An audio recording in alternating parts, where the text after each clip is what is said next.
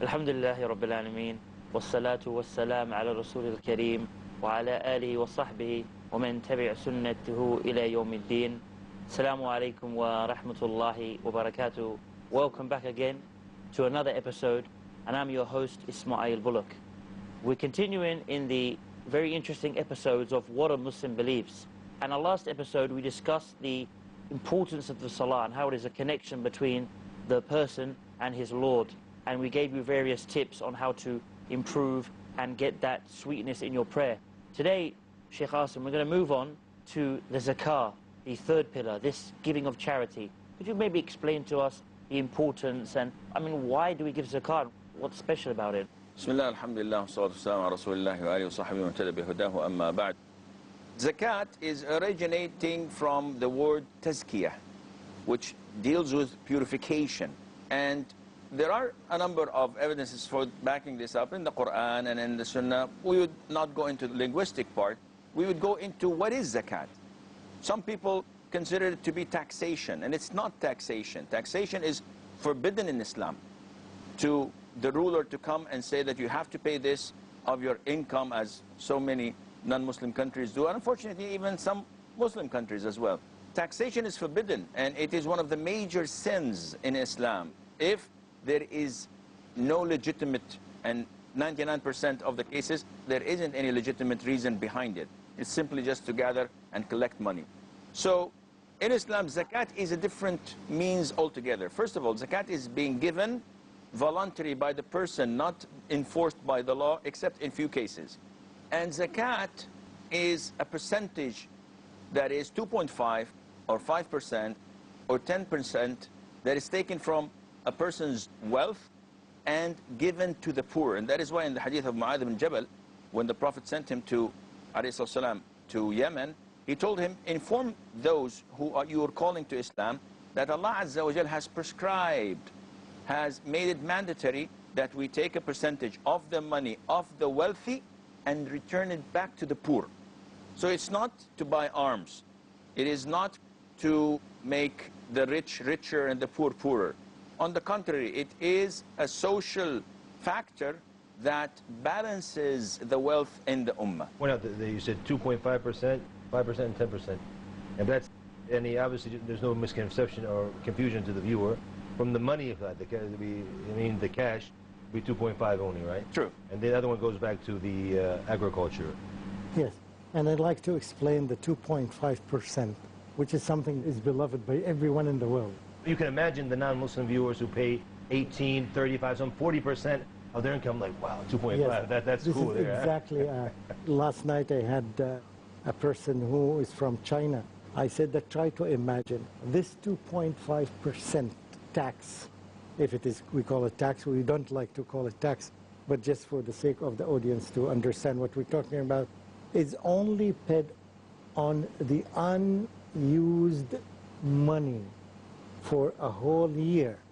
Let me give an example. If your salary is $1 million per year and you spend it all and there's nothing left at the end of the year, you don't pay any tax. Zero tax. That means almost all the people in the world will not pay tax. So because if you spend the money, because this helps the poor indirectly, because this helps people to find new jobs. It helps the economy in any country to go on, to continue to prosper. But we pay zakah only on the money that was unused for a whole year, which caused some indirect problems to the poor or to the economy. This is something it's very important for people to consider. And also I'd like to bring the viewers, I'd like to bring their attention to that the money or wealth in Islam is divided into two types: hidden and obvious or apparent or visible. The majority of the people have hidden money, which is your money, your income, your gold, your silver, your savings. This, no one has the right to come, even the ruler, and say, listen, you have to give me this and that, because this is something of your own. This is something you give or you don't give. It's between you and Allah Azza wa Jal. But the visible or the apparent wealth, this is where the ruler comes and he designates people to collect the zakat. And this happens with people who have farms, and not all the crops we give zakat. Only the crops that can be saved and measured by size or weight, kilograms or liters. But things that you can count, like watermelons, there's no zakat in watermelon, in vegetables. So the zakat is in grain, dates, grapes, raisin that is, etc.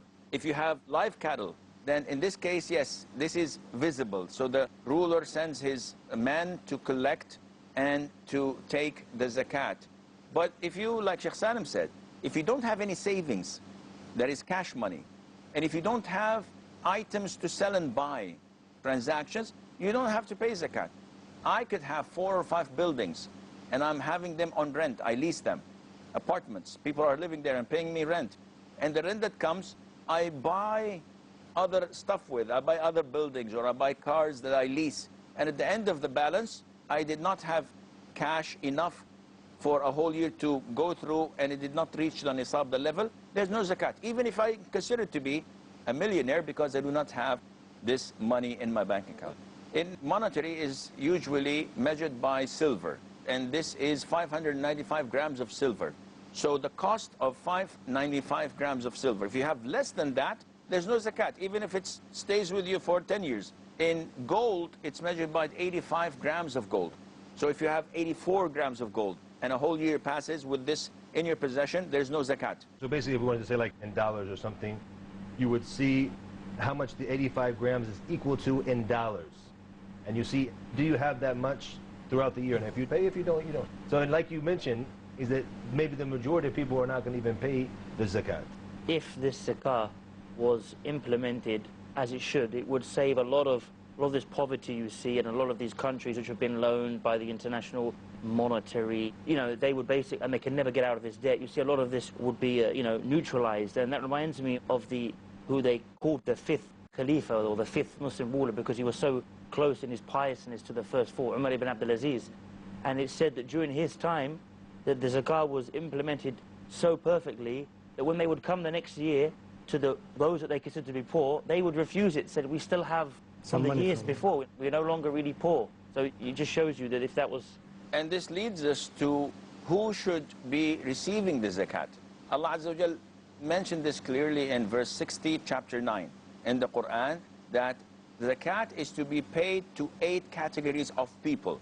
One of the 8, not all of the 8 divided through them. And these 8 people, I don't know if my English is going to help me translate it, but it's for the fuqara and the masakin. Fuqara are the poor, the masakin are the needy. Poor meaning that they have nothing. Needy means that they have something, but it is not sufficient for their normal life. فقراء المساكين والعاملين عليها والمؤلفة قلوبهم. Those who are designated by the ruler to go, they can take their wages not from their own whims, but from the ruler telling them that they can take a portion as salaries, and also whom their hearts are inclined to Islam. So if we have a tribe in Africa, and the dignitary or the leader of that tribe is inclined to Islam, we would give him from the zakat, so that if he accepts Islam, then this would be good, inshallah, for the rest of his population. وَفِي الرِّقَابِ وَالْغَارِمِينَ وَفِي سَبِيلِ اللَّهِ وَابْنِ السَّبِيلِ. فِي الرِّقَاب, this is a source of paying the zakat, those who are captive. Some say those who are captive, some say those who are enslaved. So Islam promotes freeing slaves. This was 1400 years ago promoted, not they came in the Western country where they abolished As a slavery matter of very fact, late. Islam came to emancipate the slaves. Slaves existed prior to Islam, and Islam came with the solution. So if someone points the finger, say, what is the solution in your belief? It is Islam that provides the solution. It's true. So the captive, even if we have prisoners of wars in Islam, it is a source of paying zakat. وَفِي الرِّقَابِ وَالْغَارِمِينَ. And this is one of the sources of paying zakat. Those who are indebted, to the extent that they might be imprisoned, or their debt occurred because they were reconciling between 2 tribes. So if I know of 2 tribes fighting and feuding, and there's a possibility of war, and I intervene and I say, listen, how much you need for your losses and damages, and I give them from my own pocket, it is permissible for me to take from the zakat because of the good thing that I had done. Or if I incurred a disaster, something happened, force majeure, my business was burnt to the ground, and I have debtors that want their money, and I'm unable to pay them, Islam tells the community, give this man from the zakat. So the credit crunch also has a solution in Islam through the sources of paying for the zakat. The last two, وَابْنَ السَّبِيلِ وَسَبِيلَ. So those who are stranded, Ibn Sabil, a person travels to Europe and is stripped of his money, he loses Lost his wallet or lost his credit card. and then he doesn't have means to go back, though he's rich. But now he doesn't have means to go back.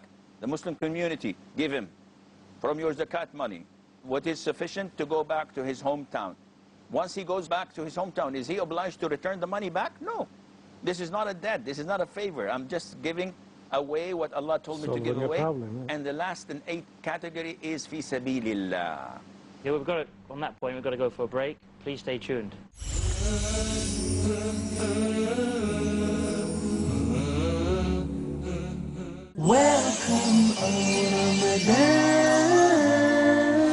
This is Dr. Jonathan Cazalas wishing my dear brothers and sisters in Islam a blessed and beneficial Ramadan.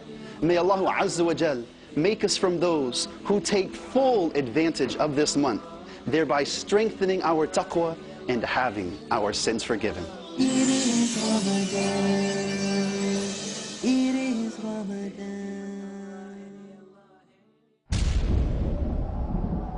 Quran is the divine word of Allah.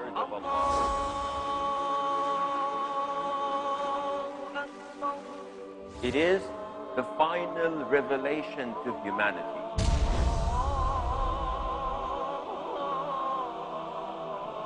It is a means of healing, both spiritually and physically.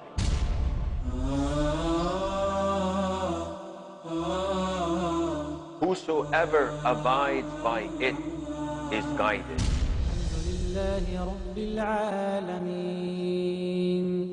To ponder and reflect on its beautiful verses. الله لا إله إلا هو الحي القيوم.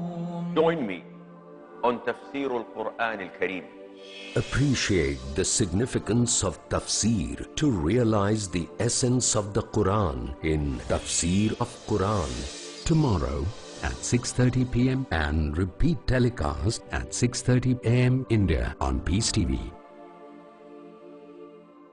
Islamic International School presents The purpose of creation is to worship Allah subhanahu wa ta'ala. precious presenters, The moral excellence is one of the major objects of Islam. promising broods, It is the belief in Allah. The Quran is the greatest miracle of Allah subhanahu wa ta'ala. If you are neglecting the rights of other people, then you are becoming immoral. An arrogant person will never enter the Jannah. Death is not the final destination. budding role models, एक कम ब्रह्म द्वितीय नास्ते भगवान एक ही है दूसरा नहीं है जरा भी नहीं है. Watch the Eyes of Islamic International School in Trendsetters tomorrow at 2:30 p.m. and repeat telecast at 3 a.m. India on Peace TV. A friendly message by Dr. Zakir. Win over your enemy. In this age of hatred and animosity, our all-loving Creator has prescribed the formula for winning over your enemy in the glorious Quran, in Surah Fussilat, chapter 41, verse number 34. Nor can goodness and evil be equal. Repel evil with what is better. You will see that he with whom you had enmity will become your close friend. Do not defeat your enemies, but rather win them over. Win their hearts and win their minds. Peace TV, the solution for humanity.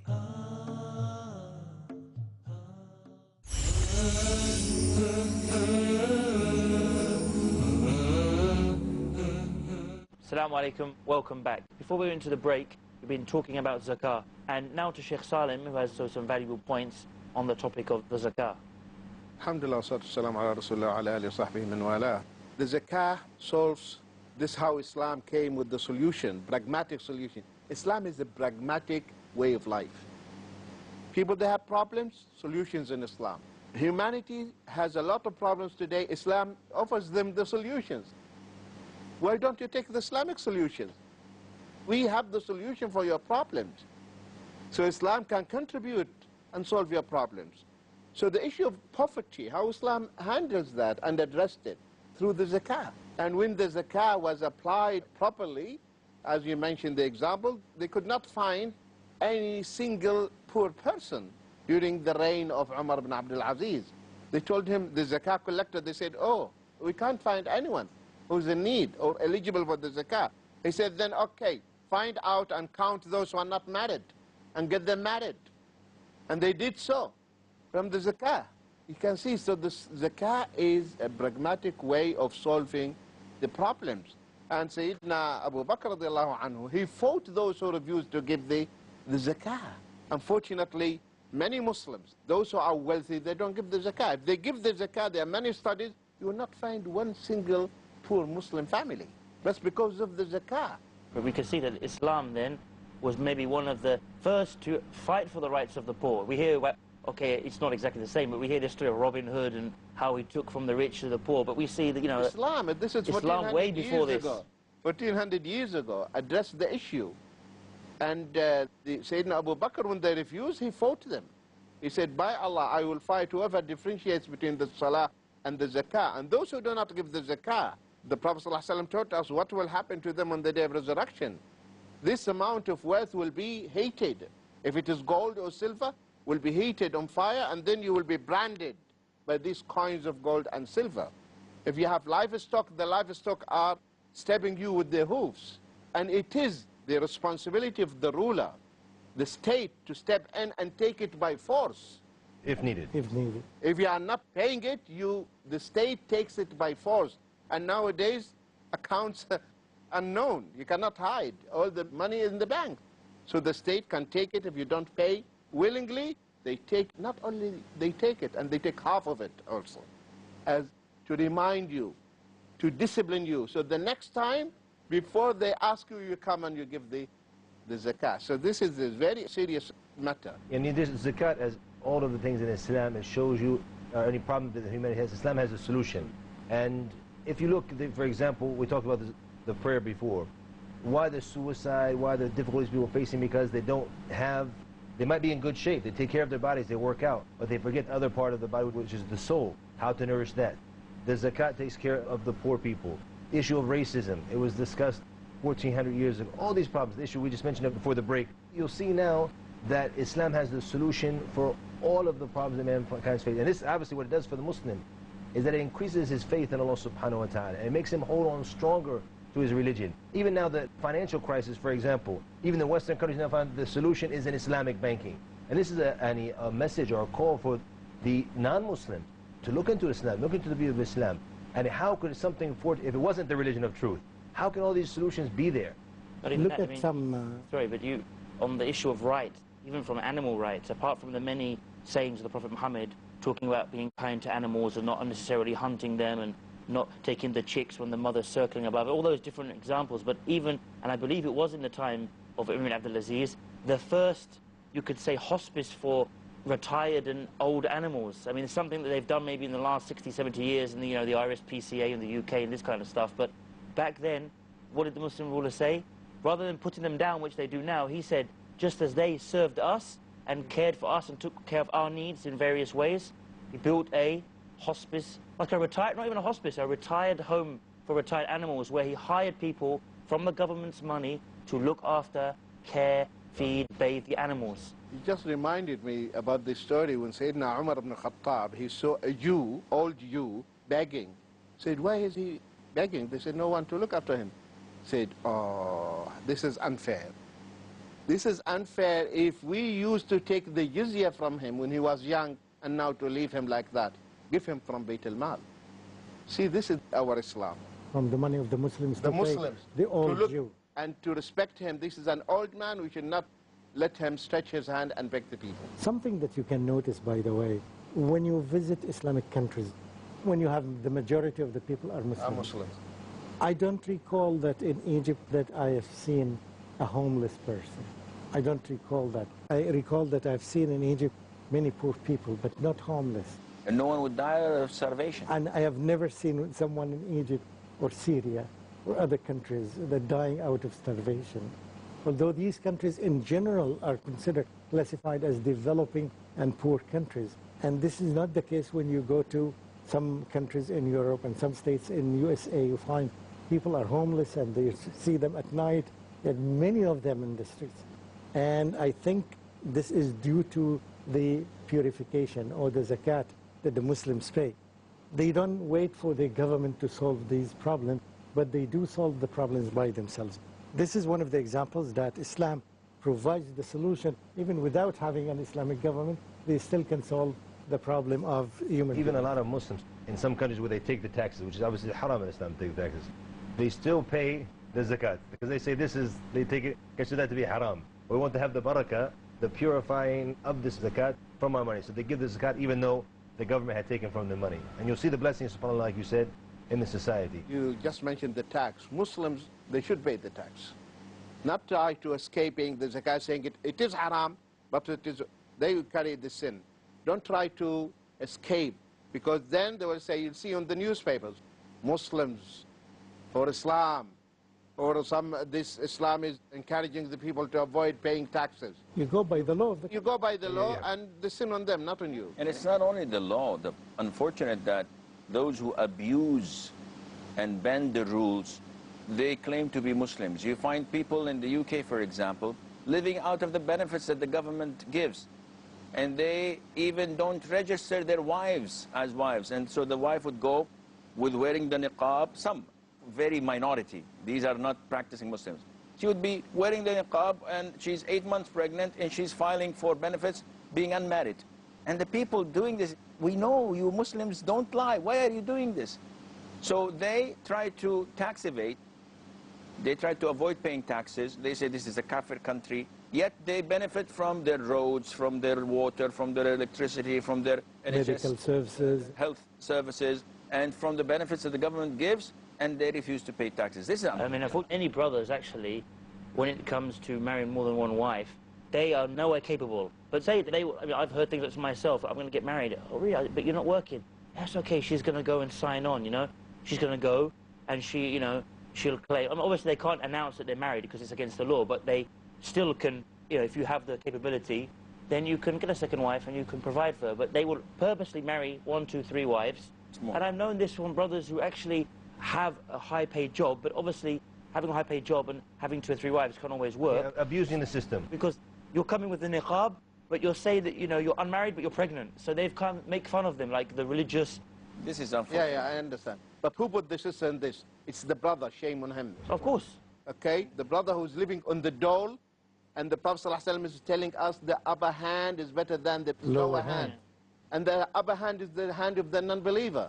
And you are the beggar. Shame on you. And you say, I want to bring the sunnah, revive the sunnah, and you put the sister in such situation.